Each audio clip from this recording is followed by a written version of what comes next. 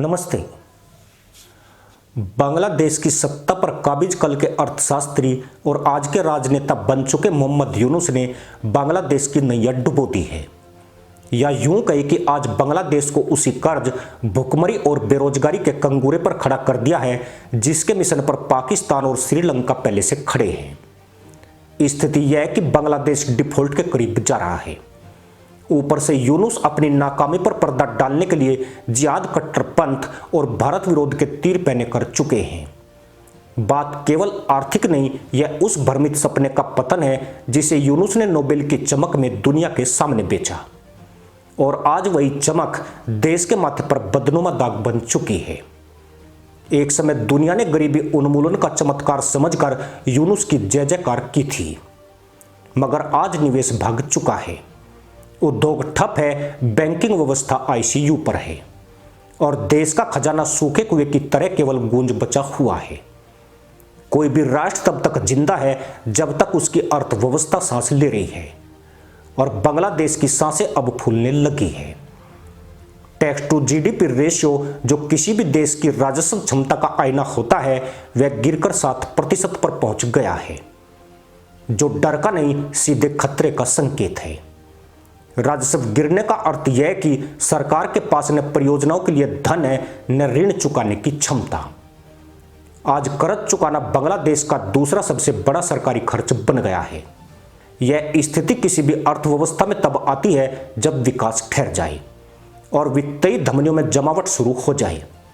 जब कर संग्रह घटता है, उद्योग सिकुड़ते हैं, निर्यात डूबता है और सरकार खर्चों की चिता पर बैठकर भविष्य का इंतजार करती है, तब उसे उधारी सहारा देता है।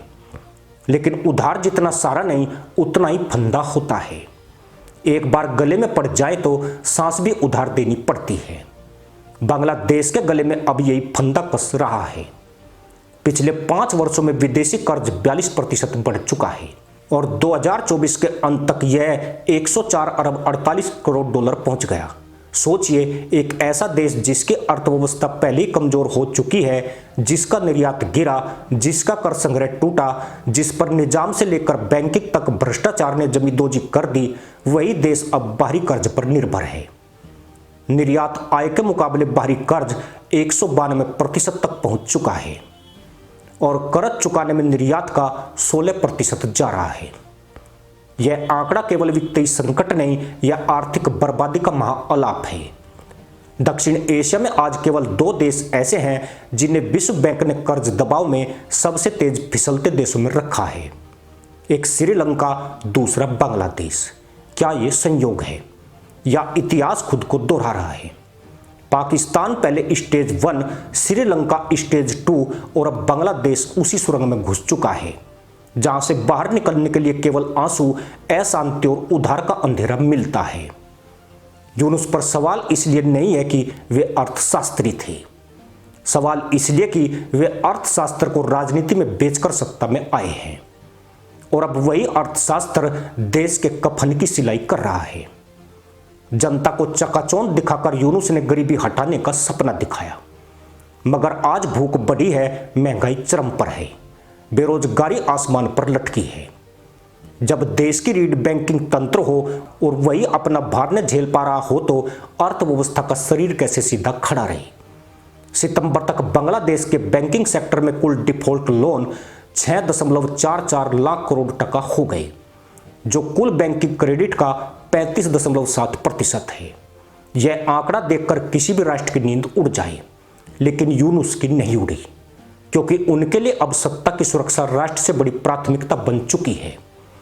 कर्ज का पहाड़ ऐसा कि मार्च तक कुल कर्ज 19,99,928 करोड़ टका हो चुका है, जिसमें से विदेशी कर्ज 8,41,992 करोड़ टका है। यह कोई सामान्य स्थिति नहीं, यह राष्ट्र की आर्थिक रीढ़ की टूटन है। और डरावनी बात यह है कि सिर्फ 6 महीनों में 2,24,000 करोड़ टका के डिफॉल्ट लोन और बढ़ गए।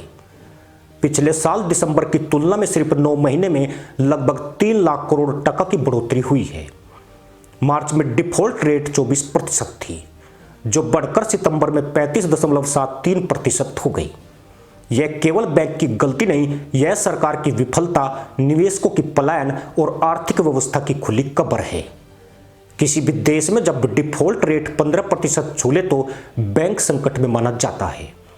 यहाँ 35% पार कर चुका है। यह उस भविष्य की झलक है जहां बैंकिंग ढहती है, जनता की बचत डूबती है, उद्योग कंगाल होते हैं और बेरोजगारी सड़कों पर लाठी बनकर उतरती है। बांग्लादेश की सबसे बड़ी समस्या यह नहीं है कि वह डूब रहा है, सबसे बड़ी समस्या यह है कि वह डूबते हुए भी गर्व और जिहाद के सारे खुद को तैरता समझ रहा है। यूनुस अब भारत विरोध को कार्ड बनाकर अपनी नाकामी पर पर्दा डालना चाहते हैं। उनके लिए आर्थिक पतन एक मुद्दा नहीं, मुद्दा अब सिर्फ यह है कि कैसे जनता का गुस्सा भारत की तरफ मोड़ दिया जाए। कट्टरपंथ को हवा दी जा रही है, जिहादी विचारों को मंच मिल रहा है और हर संकट का दोष भारत पर डालकर जनता को भ्रम में रखा जा रहा है। यह वही रास्ता है जिस पर पाकिस्तान दशकों से चल रहा है, जहां हर असफलता की वजह भारत बन जाता है। चाहे रोटी खत्म हो जाए, चाहे डॉलर खत्म हो जाए, चाहे तहमद फटकर रोशनदान हो जाए, चाहे सेना का बजट देश के पेट से बड़ा हो जाए, दोष हमेशा भारत पर। और आज बांग्लादेश उसी राह पर है। इतिहास गवाह है कि जब राष्ट्र अर्थव्यवस्था नहीं संभाल पाता तो वह भावनाओं, धर्म और बाहरी दुश्मनी की राजनीति को ढाल बनाता है। श्रीलंका में भी यही हुआ था। जब खजाना खाली हुआ, जब तेल खत्म हुआ, जब जनता सड़कों पर आई, तब नेताओं ने जातीय राजनीति, तमिल मुद्दा और राष्ट्रवाद का रोग फैलाया और परिणाम जनता ने महलों में घुसकर सत्ता को गिरा दिया। बांग्लादेश भी उसी उबलते दशक में प्रवेश कर चुका है। निवेश भाग चुका है, फैक्ट्रियां बंद हो रही है। कपड़ा उद्योग जो बांग्लादेश की अर्थव्यवस्था का मेरुदंड था, अब टूटते हाँफते दिल की तरह धड़क रहा है। प्रथम आलो की रिपोर्ट बताती है कि देश ने इतिहास में निवेश में इतनी भीषण गिरावट कभी नहीं देखी। इसका मतलब है कि पूंजी को इस देश में भविष्य नहीं दिख रहा, व्यापारियों को लाभ नहीं दिख रहा, विश्व को भरोसा नहीं दिख रहा। और जब भरोसा मरता है तब राष्ट्र मरने लगता है। मोहम्मद यूनुस को समझना होगा कि राष्ट्र का भविष्य केवल आदर्शों से नहीं बनता, उसे संख्याओं, स्थिरता, रोजगार और उद्योग के दम पर खड़ा किया जाता है। मगर आज बांग्लादेश में युवा नौकरी के लिए तरस रहा है। हाथ में डिग्री है पर पेट में रोटी नहीं। दुकानें बंद, फैक्ट्रियां खाली, मालिक विदेश भाग रहे हैं। बैंक को खुद बैंक चाहिए जो उसे बचा ले।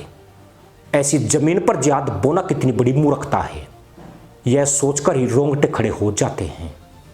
जब पेट खाली होता है तब धर्म भी भूख मिटा नहीं सकता। जब उद्योग ठहर जाए तब नारे रोटी में नहीं बदलते।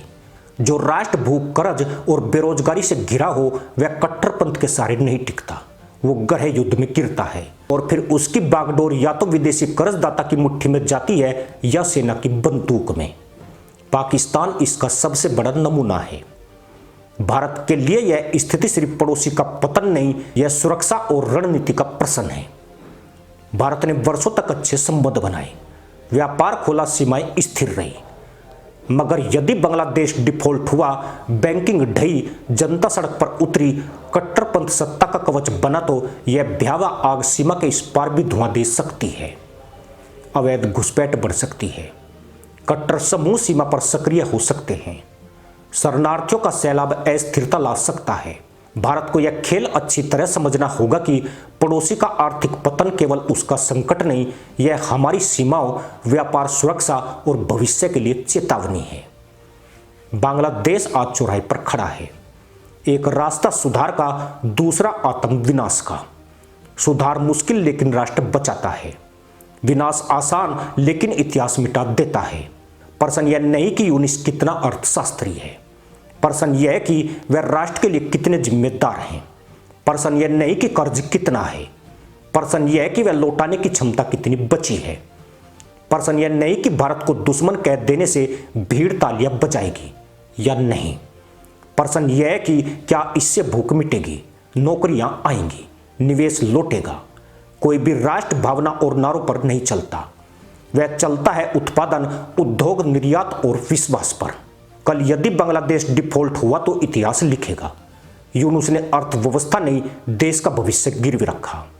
भूख ने जनता को सड़क पर उतारा, और कट्टरपंथ ने देश को बांट दिया और तब दुनिया सिर्फ एक पंक्ति कहेगी।